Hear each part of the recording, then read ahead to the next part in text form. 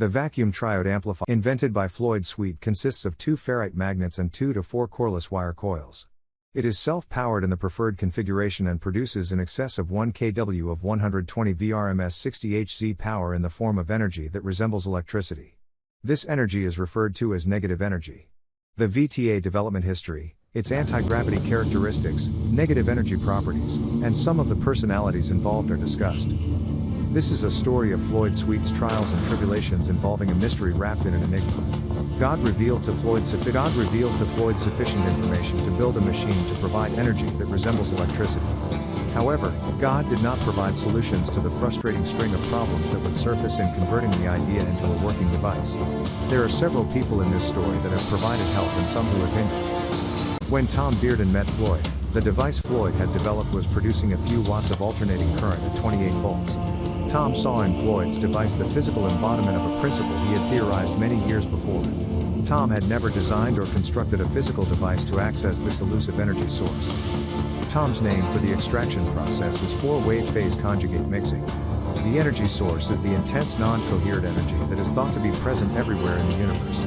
Various researchers through the years have given this energy different names, such as zero-point energy, gravity field energy, radiant energy, and others. Tom Bearden gave Floyd's device the name vacuum triode amplifier or VTA. The machine provides a small amount of its output fed back to the equivalent of a grid which gates or coheres a large amount of energy which appears at the device output terminal as something that resembles electricity. Negative electricity. This energy can be utilized by devices designed to convert electricity to light, heat, or mechanical work or anything else for which normal electricity is used. The properties of this energy, although superficially resembling the 120 vrms 60 Hz power we normally use, are unique and sufficiently different from conventional electricity, so that it should be classified as an entirely new energy form. It will require careful extended study by a wide range of people in order to document its properties in the manner scientists have done with conventional electricity. Tom Bearden refers to this energy as negative energy, and he states that negative time must be utilized. In negative time, according to Bearden, gravity is a repulsive force. Floyd's experiments demonstrated that the VTA loses weight in proportion to the amount of generated negative energy. This was carefully documented by Floyd on a kitchen scale. The machine weight was observed decreasing with increased load in a quite orderly fashion until a point was suddenly reached when Floyd heard an immense sound, as if he were at the center of a giant whirlwind but without actual air movement. The sound was heard by his wife Rose in another room of their apartment and was heard by others outside the apartment. The experience was very frightening and the experiment has not been repeated. Some observers of the light emanating from ordinary 120-volt 100-watt incandescent bulbs powered by the VTA claim the light is different, softer than normal incandescent light. The VTA magnets and coils when powering loads of over a kilowatt become cold and temperatures of 20 degrees Fahrenheit below ambient have been observed. Similar reports of below ambient temperature of energy machine components have been reported by other inventors, such as John Bedini and John R. Searle. When the VTA output wired, first an extremely brilliant flash occurred. When the wires involved were examined shortly afterward, they were found covered with frost. Unfortunately, this also caused the VTA magnet to fracture and the machine ceased operating. In one instance, the machine operation ceased during a local earthquake. The physical shacking was not believed to be sufficiently severe to disrupt the machine magnet/coil relative placement or physical shock to the magnet such as a hammer blow might impart. The best speculation is that the machine was affected by the intense electromagnetic pulse known to originate from earthquakes. Conventional instruments used to measure volts, amps, or watts appear to correlate machine output as coupled to loads, but only up to approximately 1 kW. Above that value they may indicate 0 or some other value not related to the known actual load. Floyd's attempts to use conventional electrical design formulas relating number of coil turns, amp turns on drive coils, and any other parameter to predict observed outputs have all resulted in failures with calculations. Empirical formulas based on actual tests have been documented. Observation of machine output voltage of approximately 120 vrms while the load was changed in 100-watt increments from 100 watts to 1000 watts has shown no observable output voltage change, which suggests an extremely low internal equivalent impedance. The 20-gauge magnet wire in the output coils consisting of several hundred turns has significant DC resistance which is not correlated with the unvarying output terminal voltage at different loads. It is speculated that this energy does not travel within the copper wire or its passage through the copper wire does not generate a voltage drop, a most useful feature when transferring energy from one place to another. One frustrating aspect of the VTA has been its failures, evidenced by the output voltage slowly decaying to zero over a few seconds or minutes. There also have been spontaneous instances of the voltage rising above 120 VRMS as observed by the increased lamp load bank brightness. The voltmeters, ammeter, and power meter did not correlate with the brightness change except when the machine would fail to produce any power. Many times the VTA was normally left on powering a lamp load bank 24 hours a day. During a period of time when it appeared to be functioning properly all day long, Floyd got up at 3 a.m. to go to the bathroom. As he walked past the room where the VTA was located, he noticed that the lights appeared dim. He measured the voltage at 70 VRMS. Being tired at the moment, he returned to bed. The next morning when he rose, the voltage was back to the normal 120 VRMS and stayed there all day. The next night Floyd got up at the voltage was measured at 85 VRMS. Floyd returned to bed. The voltage was normal the entire next day. A possible clue to this anomaly has appeared in an article by E.W. Silvertooth titled Motion Through the Ether, where Silvertooth describes a dual-path laser interferometer experiment that conclusively demonstrated the presence of an ether that flows through our portion of the universe at greater than the speed of light with its vector in the direction of the constellation Leo. Floyd's VTA may be orientation sensitive to this ether velocity vector.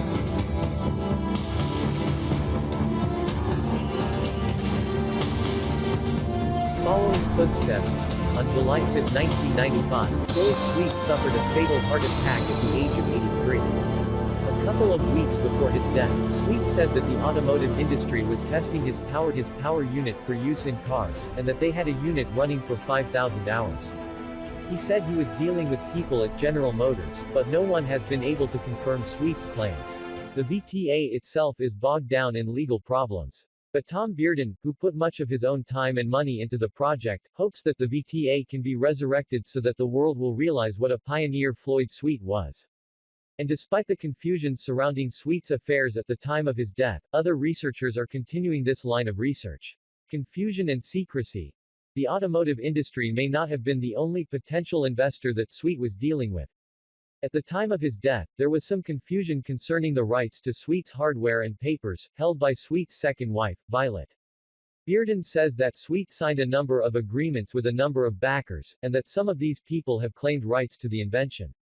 At least two of these investors say they want Sweet's laboratory equipment, inventions, and technical papers to go into a proposed Floyd Sweet Museum so that other researchers could study the technology. Walter Rosenthal is trying to help all parties work towards an agreement. Despite Bearden's urging, Sweet never had the VTA certified by independent testing. He feared that his life would be snuffed out immediately if he even attempted such a thing, Bearden says.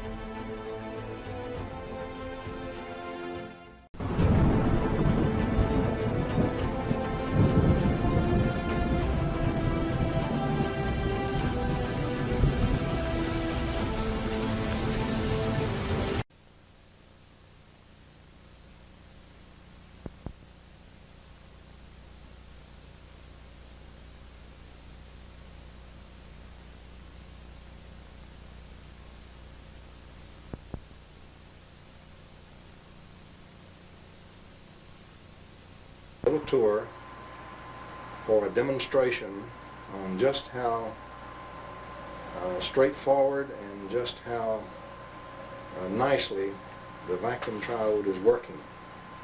So we have a 120 volt fan. As you can see, it's turning at good power. It is providing quite a breeze, and it's real usable power. Now we'll turn around, and here, as just coming into view, you see 5 100-watt lamps, ordinary garden variety household lamps, brilliantly lit. So there's 500 watts of very real power here, again coming right out of the vacuum. And you see the assembly of very large meters and show you the kind of power amplification that is being achieved by the vacuum triode. Now we're going to come back in. There's the 500 watt bulbs clearly illuminated. The power is rock steady. It's a fairly decent sine wave, very nice and steady, and it's 60 hertz. It's right on the button, just as conventional, ordinary power.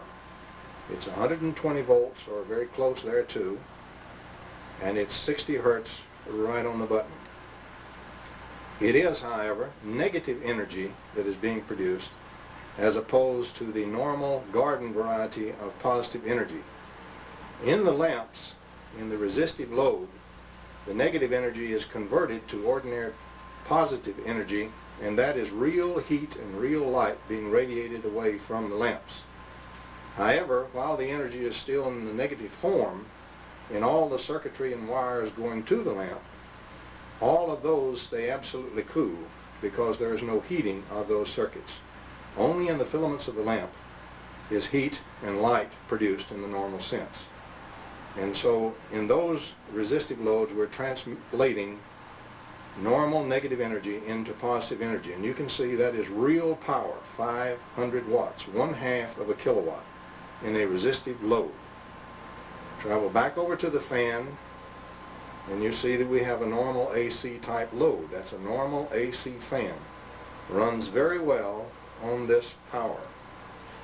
Now we'll come back over to the load, and we want to go up and show you some instrumental measurements. We want to show you how much we're actually putting in to the grid signal of the triode. First, we're going to come right in on this meter here and try to give you a close shot of the actual reading of this meter.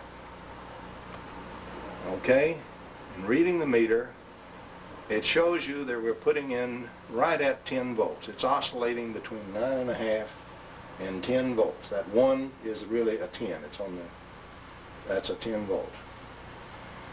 Okay, we're going over now and show you the amperage that we're putting in, and hold your hats. That 31.2 is actually 31.2 microamps. We're dealing in the microamp scale, and we're putting in 31.2 microamperes of current. We're putting in approximately 10 volts for the input. And so it's very easy to calculate the fact that there's less than 1 milliwatt, actually down around 1/3 of a milliwatt or so, of power actually going in to power the fan and the 500 watt of lamps brilliantly lit. Now we'll go over and show you some more meters coming in on this set of instruments. Let's see if we can get a better focus and get the glare away from us. Looks like we won't get the glare, but there we are. That is a voltmeter, and it shows that we're putting out about 112.5 volts coming out of the vacuum triode. That's the plate voltage, so to speak, that's output by the device. Coming over to the next meter, this is a watt meter, and you divide it by half, and you see it's reading 1 kilowatt. And so this one here, we get on the right meter, it's reading 1 full kilowatt, so divide that by 2, and so you see that we're putting out 500 watts of actual measured power. Okay, coming on over, the power factor shows 1 as it will in the resistive load, and of course single phase circuit. You can see now the amperes on this meter being put out by the machine is very clearly, let's give a read on that. We're putting out 4.6 amperes of current. 4.7, a little more precisely, 4.7 amperes of current. And so that is the output current. All of that, the entire output, is being taken from the energy of the vacuum, output by the device, and the grid signal to do that is less than 1/3 of a milliwatt. Less than 1/3 milliwatt signal on the vacuum triode grid and yet the plate is putting out well over 500 watts of power, 500 watts of the resistive load, and at the same time you see the fan stirring up a nice breeze. This is real usable power. It's stable. It is not transient. It is not noise, and it is not any other kind of spurious effect. This is a real effect. It's all coming from that little tiny box sitting behind the 500 watts of power. Behind the lamps, that little box is putting out all of that power, well over 500 watts, and yet it is receiving less than 1/3 of a milliwatt of input power. This is April the 30th, 1987, at about 10:30 p.m. in the home of the inventor of the very first vacuum triode. This is a most historical occasion.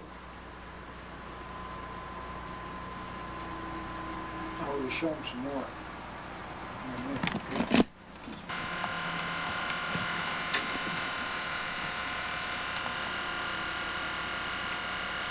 Okay, now for this second demonstration, here we have our 120 volt fan again, rotating finely, stirring up a breeze. Right behind that you see a 24 volt DC motor. In front of that there is a little bit of a rectifier, a little box here. See if I can get my finger here. This is a rectifier. This is a transformer dropping the AC power down to the 24 volts. And you can see there are two 12 volt lamps in series, brightly lit, showing you that yes indeed we have the full 24 volts.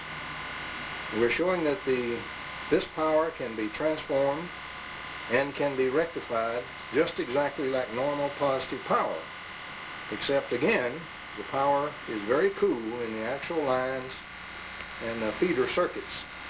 Only in the actual resistive load do you have translation into normal power, but it can be run through a transformer and stepped down or stepped up. It can be rectified, and we can handle the power just indeed as we do normal power. And you see again at the same time we have 4 of those lamps now lit, and so we have another 400 watts resistive load going here at the same time. And if we close up on our little meter here, we'll see that now we're drawing only 29.2, if we get the glare out of there, 29.2 microamperes. 29.2 microamperes. We're still drawing about 10 volts, oscillating between 9.5 and 10 volts to the input of the grid of the vacuum triode, which is that little box right there behind the brightly lit 100 watt bulbs, now in the lower left of your screen. Again, 4 brilliantly lit, ordinary 100 watt lamps, household lamps. You can see here the 24 volt DC motor. You can see the transformer stepping down the voltage, the 2 12 volt lamps in series, so that we have effectively a 24 volt, the resistance for 24 volts applied across them. And in front of that then we are rectifying this power to furnish DC power to the DC motor. And so what this demonstration does is that with very little change to the input to the vacuum triode, we can provide a power which is practical. There's plenty of it. It's a very great power gain. It can be transmitted along lines without any heating. It can be rectified. It can be we can use a transformer to step it up or step it down. It's a very practical, very straightforward type of power to use. even though we're using negative energy in the lines. And the characteristic, when you switch suddenly power loads of negative energy, you do not have the big flashing and arcing, because that's a positive energy effect. The arcing effect on these is reversed. In other words, it's a cold arc, an arc of cold, so you don't see all of that stuff and you don't burn out the circuits and all that. You can switch the loads suddenly very easily with normal switches. And so this is a very practical power. You can see again the 120 volt fan. You can see here a normal flat pancake type of 24 volt DC motor. You can see two 12 volt lamps brilliantly lit. You see the rectifier that rectifies the current for the 24 volt DC motor. You can see we're coming through a step-down transformer from the 120 volt negative power line, and you can see we're still providing 400 watts of power in the lamps, and of course there wouldn't be any problem with turning the other lamp on. And you have seen, of course, that we're still drawing less than 1/3 of a milliwatt. We're drawing now 29.3 microamperes of current, and we're still sitting at about 10 volts on the grid. 10 volts, 29.3 microamps, the input to the grid of the triode, and you can see 400 watts of power here, a step-down transformer being operated, a pancake motor being operated, and a 120 volt fan being operated, all from less than 1/3 of a milliwatt of power. The rest of that power is coming out of the surging energy of the vacuum, and this little box that you see right here, solid state, no moving parts, is the vacuum triode that's doing this very practical and historical work here on April the 30th, 1987. And now we're focused on the actual little oscillator that's providing that input power. This is a Hewlett-Packard audio oscillator model 201CR. The maximum power this oscillator can put out is only 3 watts when it's at full peak power. Is it 600 ohms? And it's going out into 600 ohms. And that would be at 45 volts if you wanted to use 45. How about using 10 volts? The maximum voltage that this little oscillator can put out is 45 volts. However, as you can see, we're only using 10 volts, as you can see right here on the scale. So we're using 10 volts of power to the grid, voltage to the grid. Right now we have 29.3 very stable microamperes on the grid, so we still have less than 1/3 of a milliwatt of power on the grid. And from that we're pulling out of the vacuum, from cathode to plate, we are gating and controlling well over 400 watts of power. You can see the 4 100-watt bulbs brilliantly lit, and when I get off to the side you'll see just how brilliant they are when the CD readjusts. You see that we're stepping it down through the transformer, lighting the two 12-volt bulbs, going through a rectifier, driving a DC motor which runs fine off negative power, likes it real well, and then the 120 volt negative power is going to the 120 volt fan, which again likes it very well indeed. And so negative power, negative energy taken from the vacuum, is very useful and very practical power.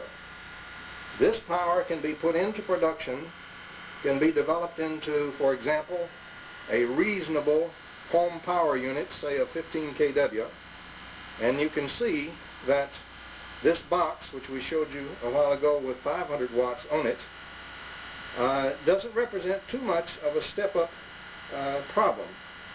We're not dealing with very much a magnitude step-up problem. And so our scale-up problem should not be bad at all. I will mention that the little box in the back, the solid state vacuum triode, see if I can get my hand on this. You can see my hand on it. It is not hot. It's solid state, no moving parts, no vibrations, absolutely rock steady and eminently practical. It is not expensive. Ordinary machining, ordinary parts, ordinary type construction can easily build this kind of a power device. As we said, the closest nomenclature for this device is a solid state vacuum triode. Nature itself is providing the river of current that's flowing from a special cathode to a special plate. And we are only putting in a very small control or gating signal to the grid to gate all the other power that you see being consumed right here. This power can be transmitted, it can be transformed, it can be rectified, it runs motors, it runs resistive loads, and it's a very eminently practical type of electrical power, very safe power, and a very clean power that's waiting right now for development and marketing.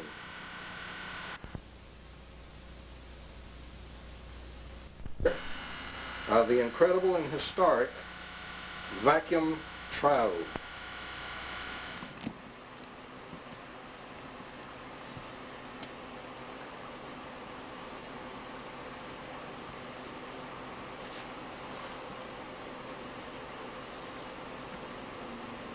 Okay, here we go again with the equipment shut down.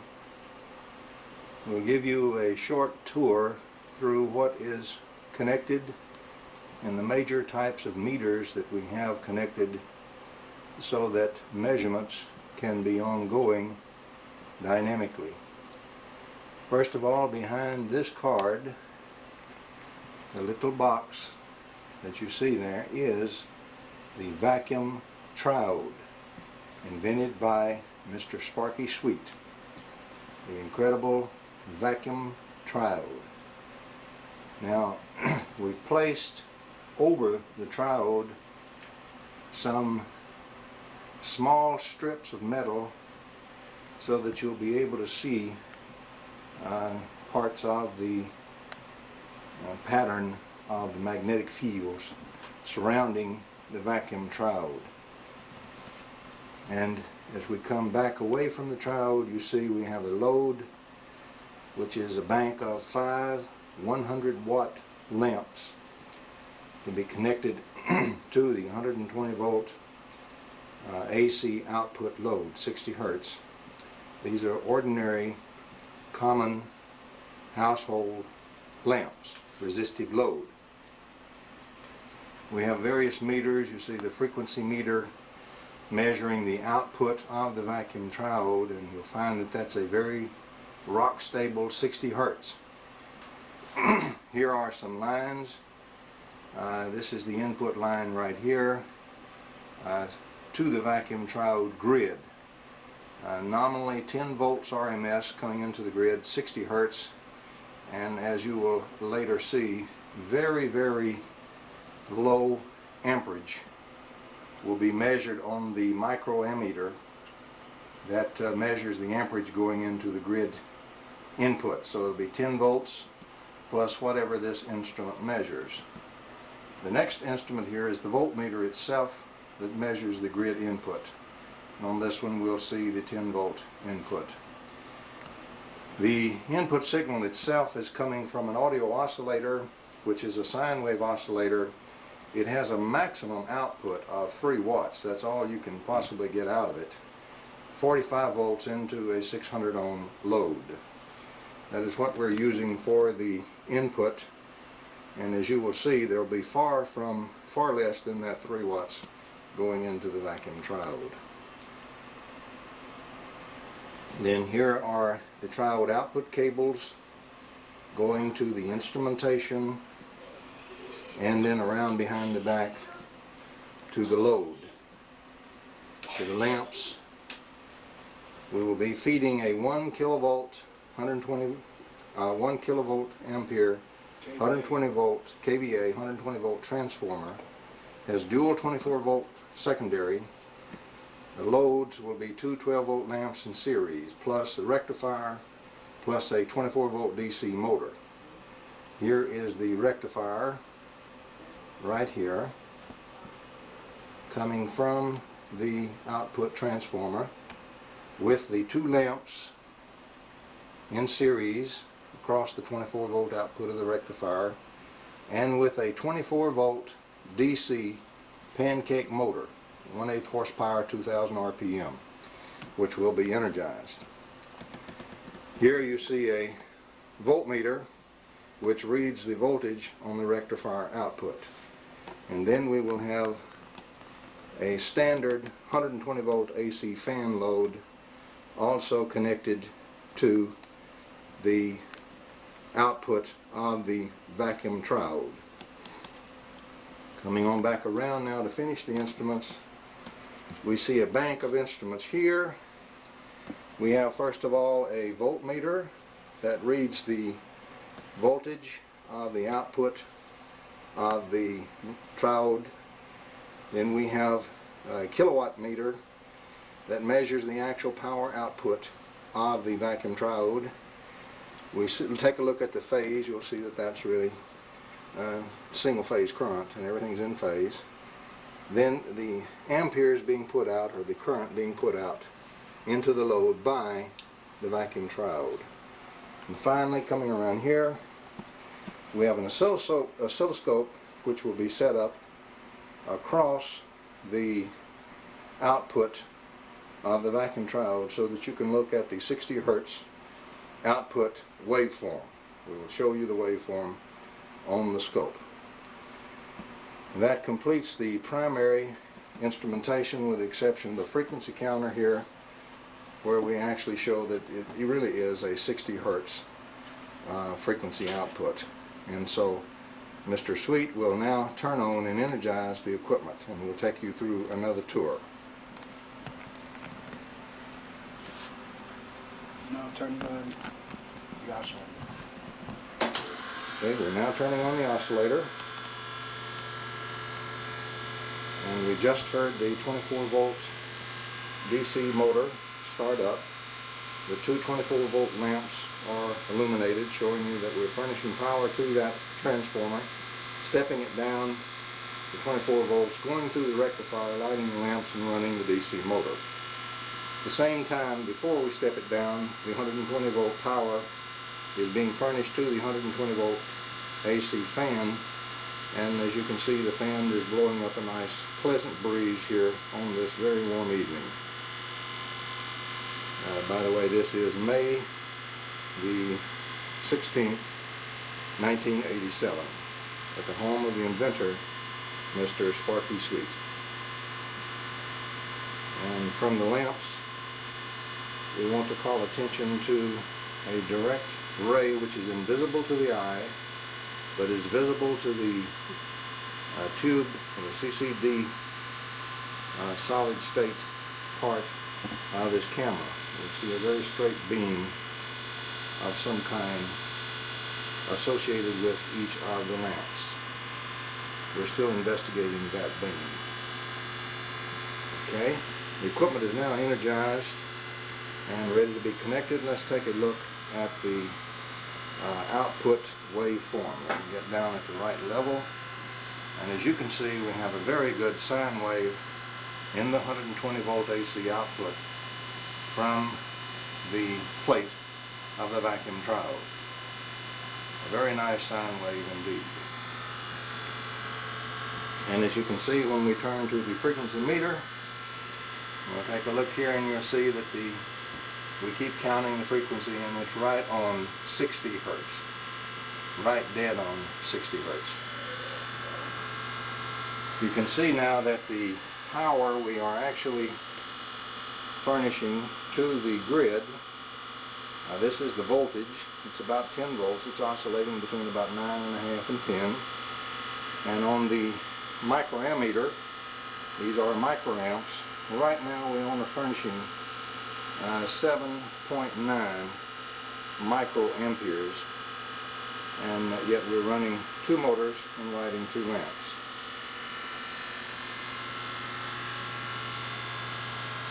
You want to energize the other lamps? Okay, we'll look first now at the bank of meters, and we will see that for the output voltage we've made a very careful adjustment, and it's right on 120 volts, right on the button, 120 volts in the output AC. This is the watt meter. You can't get a good focus on that, so I'll read it for you. Dividing it by 2, we're putting out right now about 145 watts of power. The power factor, of course, is 1. Amperes we're actually putting out is about 1.5, let me back up, 1.25 amperes of power being output. So we're actually putting out 240 watts right at it now, about 240 watts, and yet we're only putting in 10 volts and 7.9 microamperes. 10 volts, 7.9 microamperes. But the total input is a tiny bit less than 80 microwatts. We'll now energize the main lamps simply by connecting them into load, screwing them in. There's the first 100 watt bulb which goes in. Here's another one, and here's another one, and here's another one. So we've kept the AC motor going, we've kept the DC motor and the DC lamps lit. We have 400 watt bulbs now being powered, and when I come off of this you can see they are brilliantly powered. When the camera is on the bulbs, the CCD steps the lens down so that we can actually get a picture. So we're producing now well over 400 watts. And in fact, if we come in on the watt meter right here, let's take a reading. We're producing 400 and some 80 watts. And as you can see from the meters here, at 10 volts and now 25.1 microamperes, we're putting in only 251 microwatts. 251 microwatts and about 480 watts out. So as you can see, we have quite a power factor gain. As a matter of fact, the gain right now is approaching 1,500,000.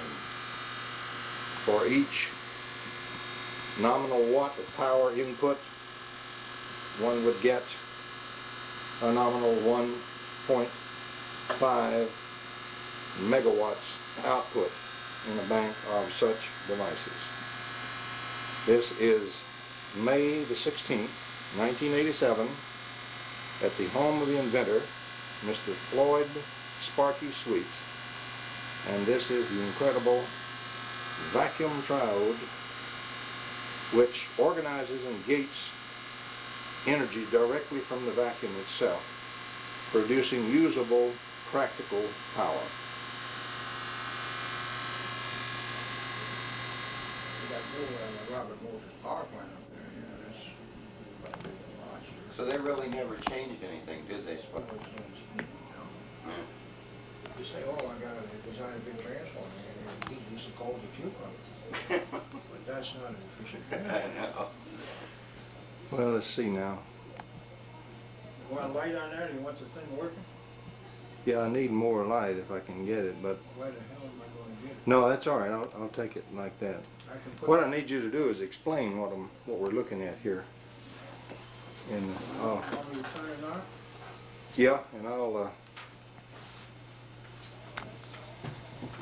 This is, we're at the home of Mr. Sparky Sweet. This is 15 May 1987, and we're showing here the conditioning setup to actually make the vacuum triode, to make the pump waves and establish them in the permanent magnet itself to make a permanent magnet vacuum triode.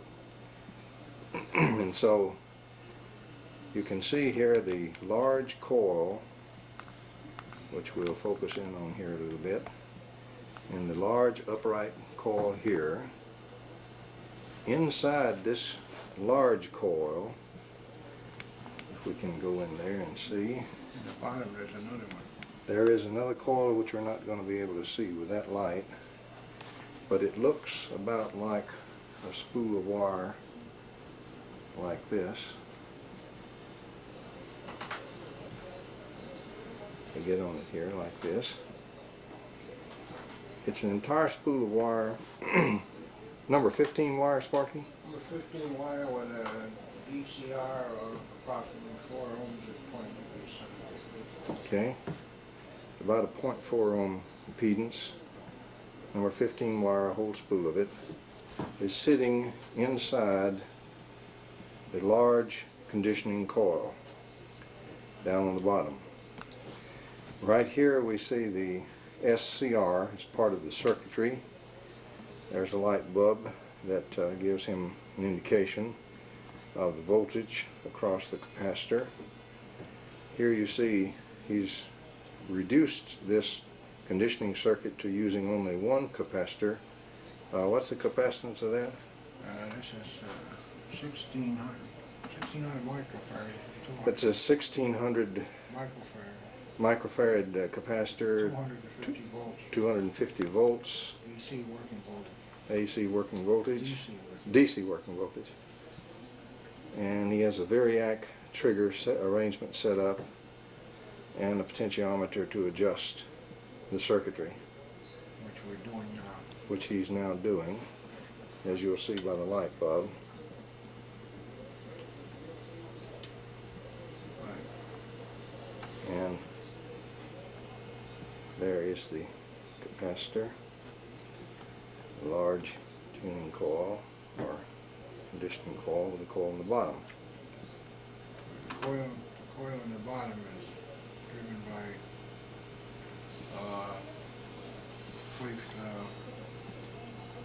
wave-tech oscillator.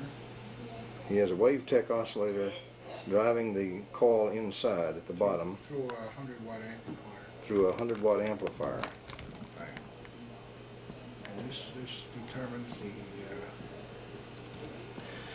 natural frequency of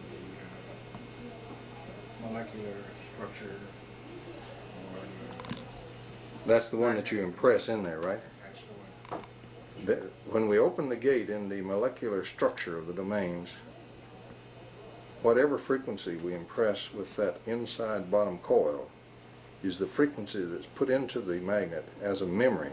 In other words, that determines the actual frequency of the pump wave.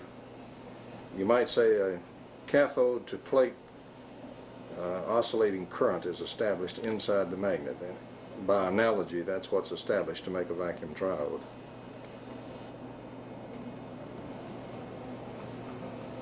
And the gate here is opened by this pulsating frequency of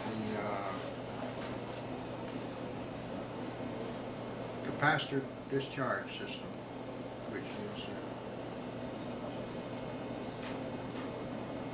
There's a capacitive discharge system attached to the large coil. It's being triggered by the variac, and as Sparky is pointing out, that is going... This determines, of course, the time. This sets the time constant. Right. It's the time constant. This sets the time constant of that, and that's going to determine the gate opening in the triode, Which is R times C. which is R times C, the RC time constant. Right? Which is, of course, the resistance of the coil. And capacitance, capacitor, and farads. The resistance of the coil in ohms. And, of course, the time will be in seconds. X sub L of the large coil is in ohms, and the capacitance is in farads, and of course the time is in seconds for the RC time constant. Which in this experimental setup, this particular magnet is supposed to be approximately 10 or 11 hertz,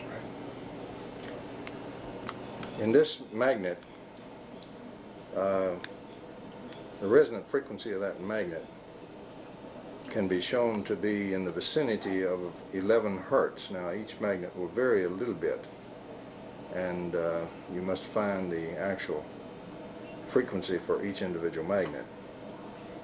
But it's around 11 hertz for the size of magnets we're using right now in the demonstration device. And that's determined by, let's see, can you shut that off a second? Yes. Maybe you can, Okay, here we have placed one of the magnets on top of the large coil, maybe I can get that to move. and we're tuning the driver frequency down towards the 11 hertz. This is on the inside coil we're driving now.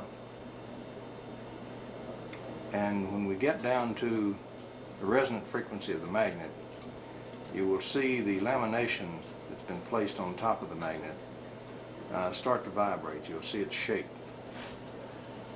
and oscillate a little bit, just at the frequency that is the resonant frequency of the magnet. Do a little adjustment. Well, now you're making adjustment. Make it move.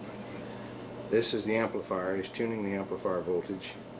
Oh, I unplug this.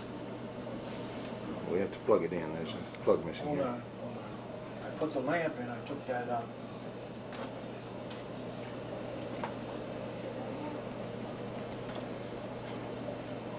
Now, let's see, I took something else out.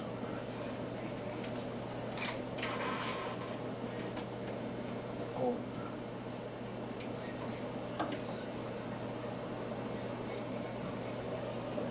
Got the line, I can see something.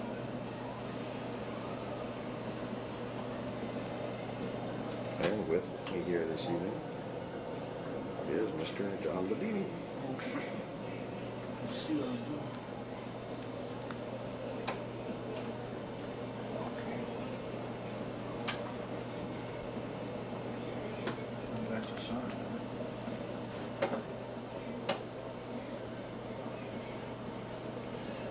Yeah, I guess it's all lucky.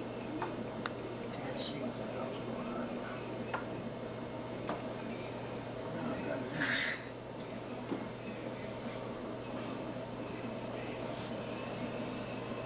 Oh, wait a minute. I took the oscillator out. Yeah. Okay, now it's going. Let's see if we can get that going there. See if we can get it adjusted right on the resonant frequency. Just hang on. You'll see a little lamination wiggling when we hit it just right. Here. Shut that down a second. This one.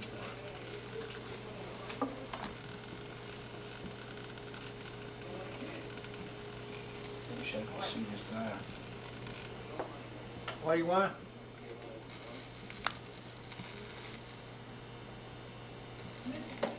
Oh, no wonder.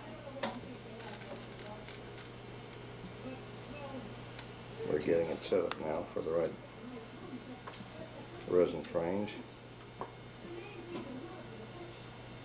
And that's a sine wave frequency going to this inside coil. Wait, wait.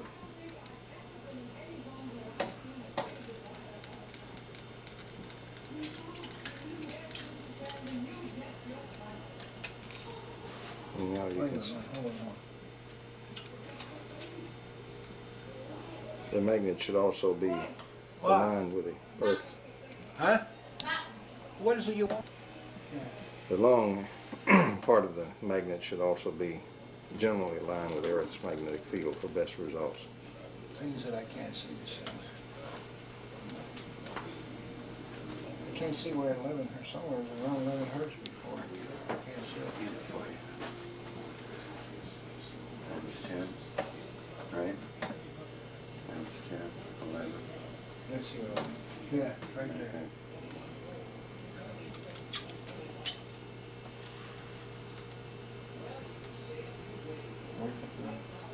Is that 11?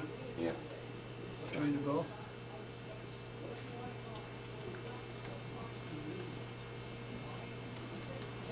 Well, that frequency seems to be too high. Where are you? That's 11. There it is, Spark. Just very lightly. The magnet is now beginning to resonate. We'll see it just when we cross it right on that. It's a very small, fairly precise spot frequency. I can tell right away. Yeah, that's... Here, see this one?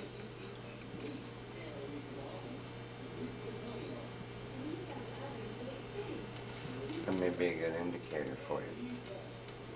You know? Just hold it here, see? Spark. Just hold it with this hand. I know about this one. Yeah, but then you can set this and you can feel it. Man, hold on just a second. Better. No. Yeah, Then start There it is. there it is. Right? Yeah. You want a resonance, right? Right there. Move it. There it Oh, is. yes, that thing's really moving. Now the magnet is in resonance, and so we have the proper That's frequency 12, to resonate the about magnet. 12 and a half. This particular magnet is resonating at about 12 You were right hertz. about this, Mark. Each one's different. Each magnet is a little bit different, even though Let's see they're if the we can same get it size. going a little better. Maybe you No? That's good. No, it's really going there, okay? That's in good resonance now. can. Yeah, I know.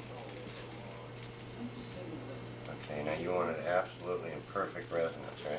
There you go. There's the That's best 12 resonance we and can a- get, 12 and that's and a fine half. right there. All right, now let's see. It's at 12 and a half hertz. Right. There you go. Now you got both of them locked. When this one is at, when this one is at 60 hertz. And now we're putting the Okay, now you go up with this one, right? Yeah. the 60 hertz. I'm sorry, That's Sparky. good right there. If you go off just a little bit to the edge, see? Yeah, there we go. The 60 hertz was Here, I can hold it there. Now we gotta bring this one up, okay?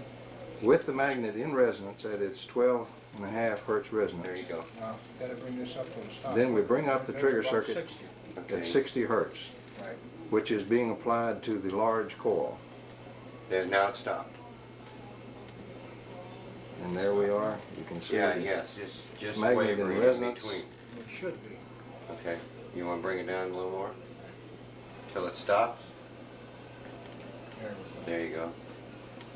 Well, And- now, explain how the 60 hertz is, Well, it's the now. memory is in that magnet. With Yeah. the magnet at its natural resonance, which for this magnet is 12 and a half hertz, See, the this triggered gets it- circuit locks is it right in. putting in You can feel it spiked here. Put your hand signals right here. of 60 hertz through the large Yeah. coil, triggered You can feel into the spikes with certain RC time constant discharge determined by the capacitance and the resistance. If you And go that to the top a impresses little the bit, 60 right? hertz There you go. into the magnet itself as a permanent memory. And so the magnet will have a locked in 60 hertz resonance impressed in it. When it is in its natural resonance, it has a natural window that's opening so the 60 hertz can be put into the actual nuclei of the atoms in the magnetic domains themselves.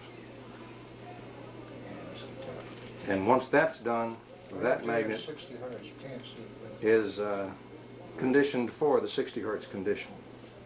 Now, That's the cathode to plate current. It Jesus is now Christ, everything. conditioned for a 60 hertz current. Sparky. huh? Everything, even this thing was a rocket. Yeah. Look at that. Now it'll just sit there. So you just put it to the edge, see? Yeah. Oh, that thing's moving. Want to get it going faster?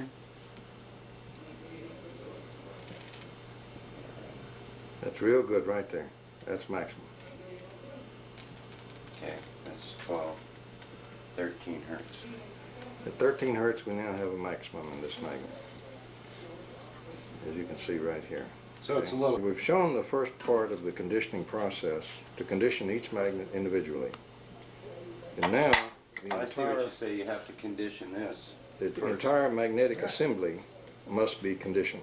And then you put the whole thing And so, as you can see, Otherwise, you won't know where you're at. Wait. in. No. now as you can see, Sparky has assembled the two magnets over the aluminum box that is the holder. And this is in positive mode. And the ends must be kept in the same direction they were in when they were conditioned before. Attractive mode. Now we put this in there. And they're in the attractive mode. They're then placed in the box onto the inside the large coil, sitting down on the other coil, so they're about in the center of the large coil. They're approximately centered in the large coil. With the box in that position, then the final conditioning process is ready. At this point, you can hear the chattering as the beat frequencies go. Pump waves are going. And all it remains to be done is to turn on the 10 hertz, 10 volt, 60 hertz driver signal. Nothing's moving.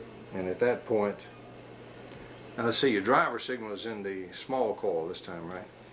Yeah, that's the small coil, 10 volts. Well, in the case of the one we have inside is the power to drive it is 3/4 of a milliwatt. Right. 1/3 of a milliwatt. Right? And we don't change that no more, right? You don't change any frequencies. You don't change this thing here, right? Everything stays the same after we get a good wiggle on the magnets. Yeah, and you put the magnets down in there. Just leave it on. Put the the magnets assembly down in there. Put this whole assembly in there, and then you hit it with the frequency, 60 hertz. 60 hertz Boom, that's it. is the memory in there. Yeah. It stays there, right? You don't touch anything. Now to activate it, you need a signal of 10 volts into the particular wire. Once it's, which is not shown here. right, It's 10 volts at 27 to 30 microamperes. right, Will drive 500 watts of power out. right.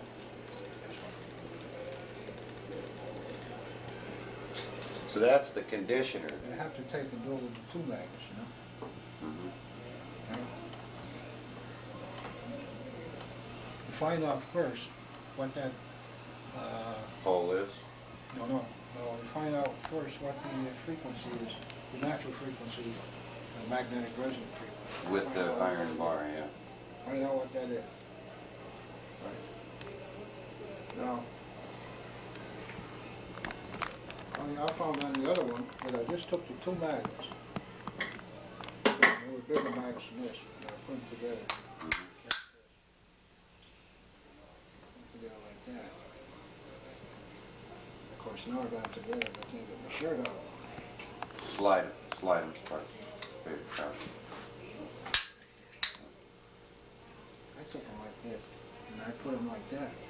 Okay, so you mark the ends I now. marked the ends, so they go back together the same way. Mm-hmm. Then I found what the frequency was. Now, what it'll do, it'll average out the goddamn frequency, the goddamn natural resonance of this one and that one. Right. It'll average it out, right? So what you read on here, right, is the basic, resonance, magnetic resonance of the magnetic domains, right? You know that's there. So you know what that is, right? Now don't do nothing but you know what it is. So you take them off of there and you put them on this box.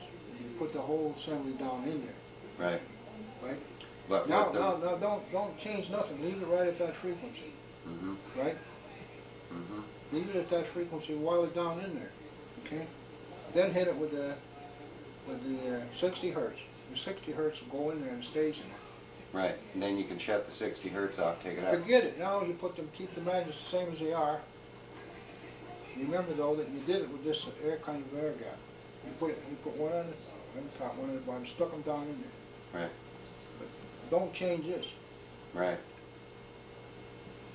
Because this has to open it up while it's down in there, not when it's up on here. This minute That's tells you right. where that frequency is. It has to open up the nucleus when it's down in there. In the middle, it has to be in the middle.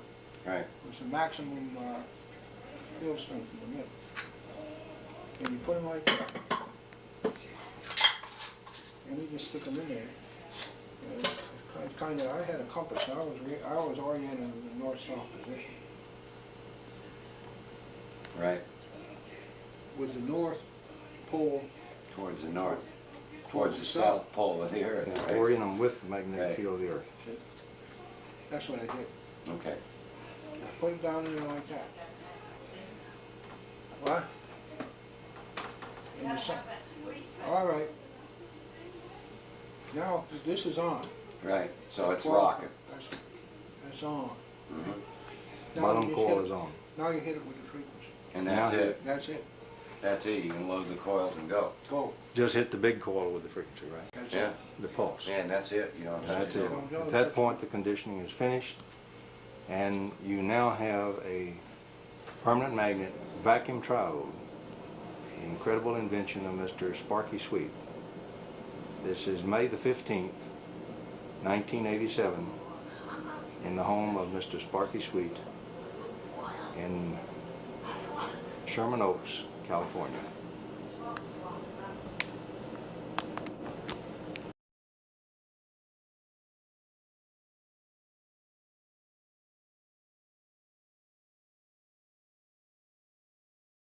And finally, we have a gift for you that is tricks to reduce your electricity bill by at least 75%. And the way to complete energy independence, get rid of the monopoly of big energy. You will never have to pay for electricity. Method, amplify electricity to make output power greater than input power. See link in description. Thanks for watching.